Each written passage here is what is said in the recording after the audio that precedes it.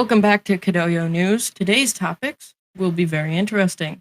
My co-reporter here is Samuel Babiak. Thanks, Andrew. Glad to be here. So that's our new segment on TSARP, Kidoyo News.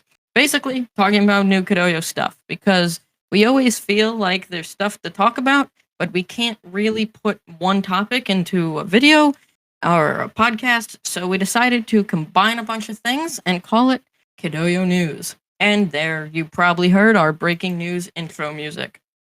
So, today, Kidoyo announced its new color by code text to speech audio support. So, that's really interesting because it will allow students like kindergarten and pre K to start learning the basics of coding without having to read. So, they can just click on the audio button and it will speak the audio to them. And for students that didn't learn how to read yet and like are in pre-K, they can start coding really early, which will give them a big start when learning later in life, or slowly they can move into hacks and stuff like that. So that's pretty cool. Sam, when did you start learning how to code? 2020. It was the I know. It was the year of the pandemic. I said that because I was like, kindergartners learning to code. Oh wait, Sam's really good and he learned like 3 years ago. So yeah, I mean, the idea they're trying to get at is really teaching kids from an early age. But if you're older, doesn't mean you can't learn. I mean, people are learning at age of 25, So that's why coding is really great for any age. Yeah, so, on the topic of coding, which all of this will be, the new Python3 editor is getting really close to beta release. You might have heard us talk a tiny bit about this before, but Dev and the whole dev team is working really hard at getting this ready. It's in alpha testing, or beta testing will come soon. Alpha testing is where the Kidoyo team themselves test it out, and then beta testing is people with the passport. So you will need the passport to get into the beta testing. You will also need to know Python, of course.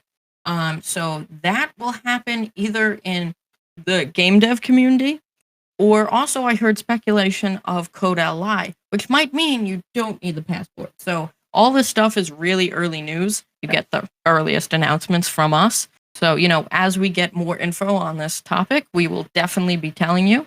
And, maybe in next week's or tomorrow, I don't know, episode, we'll talk about it. And once we get more info. Also, on the topic of early info, I spoke to Dev a tiny bit over Discord, not like on a voice call, not even in DMs, just on one of the unofficial Code LI servers. And he talked about this new student mentor program they've been working on for a little while. I first heard about this a few months ago when I asked when Code LI would open up again, and it opened up already, but that program is not in effect yet. But basically what it's going to be is they're reaching out to schools. They're trying to get more involved student mentors in school and on Kidoyo, it kind of sounds like. So I was a student mentor, in air quotes. Basically, that was where you just made a course and made a challenge and uploaded it, and Dev approved it, and now anyone can get it. But it sounds like the new student mentor program is going to be a lot more involved. So, Sam, do you think you would be interested in that when that comes out? Yeah, I'm actually really interested in being a student mentor because the Kidoyo is pretty much my life now, and it's yeah. Really cool. Yeah. Yeah. I mean, they said they are speaking to schools. To what extent we don't really know. They said they have spoken to, and Dev has officially stated he has spoken to Hauppauge and Mineola. Probably a lot of other schools, but I can't confirm that. Also, all this info was not like in an interview, so he was just kind of giving this out, just to tell people. So there might be more stuff that he's, kind of keeping to himself, which makes sense because this is all very early, coming soon. So yeah. So it all sounds pretty interesting. I'm excited for when that finally happens. All this new stuff. So yeah. Sam, do you have any topics to share? Well, I've heard there was some breaking news today. Mr. Ferrara had 3 students that got mastery badges today. Congratulations to them. Back to you, Andrew. Yes, so congratulations to those Hop Hog students.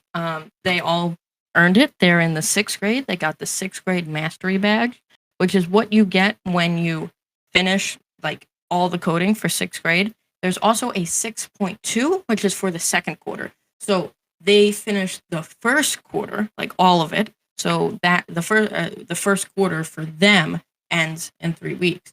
So they have 3 weeks to pretty much relax or do some of the stuff in the 6.2 and get really ahead.